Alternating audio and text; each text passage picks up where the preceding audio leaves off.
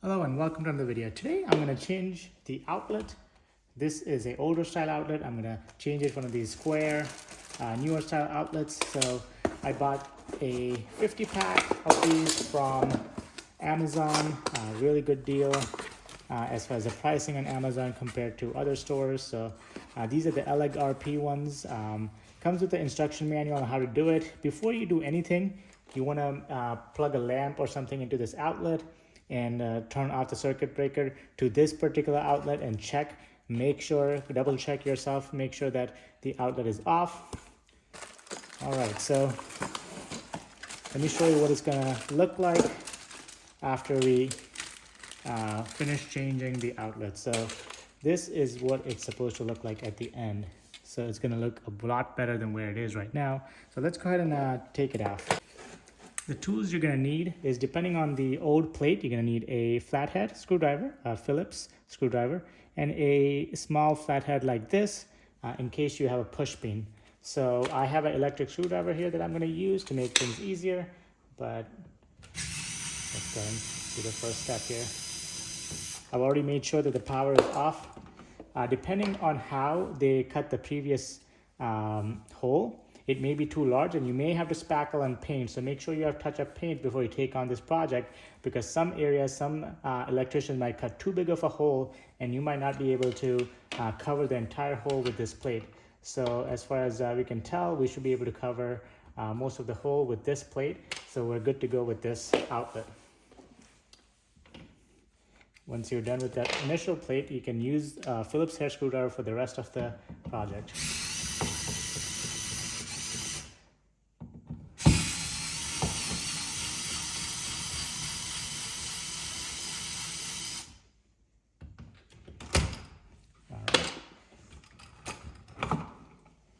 Once you have the outlet pulled out, you want to grab and just pull it out so that you have some cables to play with here. This bare metal cable is the ground.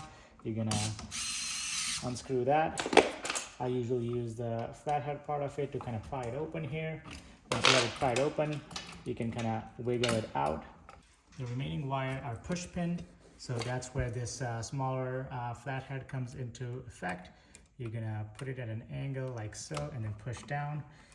And this is the hardest part of the job, is to get these push-in wires out. So they're not meant to be easily taken off, and that's why they're so difficult to take out. I'm not sure if there's an official tool to do this, but this is how I've done them in the past. So as you can tell, it's kind of a struggle, but you push in. If you look carefully inside, you'll be able to see a shiny sort of pin or something, and you want to push, and you can feel around with your flathead too, and then you can push on that while you simultaneously pull on your cable. So some outlets will only have one and some will have two, black and white. So the black will be the hot and the white will be the neutral.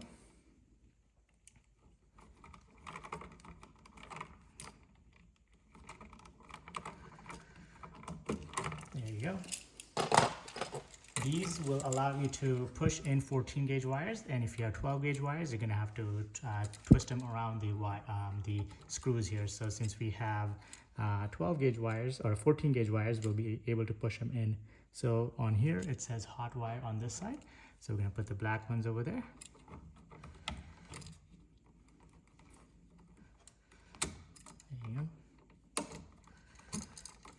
And then white ones on the opposite side.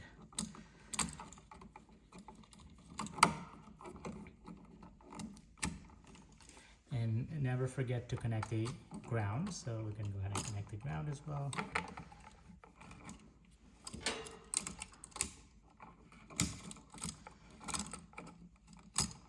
As you can tell, it's not very complicated.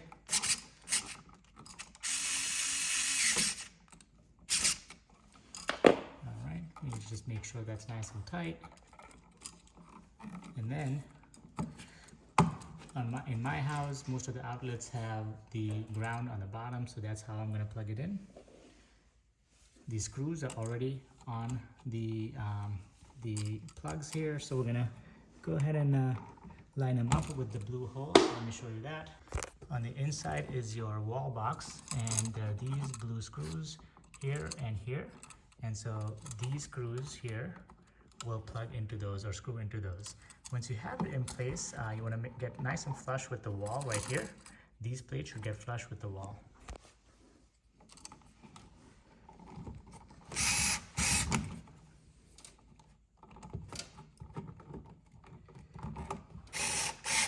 If your screws are too short or the wall box is too deep inside the wall, use the original screws from the first plug. So the plug that was existing in place will have screws there, and you want to use that if these screws are too short, because sometimes the wall box is too deep in, and the electrician in the past may have just used longer screws to get to them.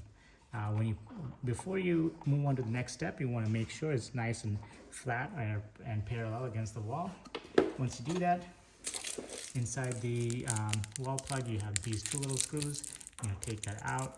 These two little screws here will hold this plate in place on here. So this plate will actually tell you that this is the top, and this plate sometimes might be already snapped in place behind this.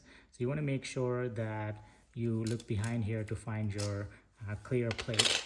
This plate, make sure the top goes with top, the bottom will have these tabs, and the tabs will correspond to the wall plate. This wall plate, you don't want these tabs in the top because you can then tell, and kind of makes the whole setup not look great. You can just push these screws through the holes here, and then these screws will plug in there and there. So we're gonna do the top one first. And if you're using different screws, for example, if you end up having different screws for the actual plug, you might want to put this plate on to the plug first, and then put the big screws in. I'm just getting it parallel with this vent here.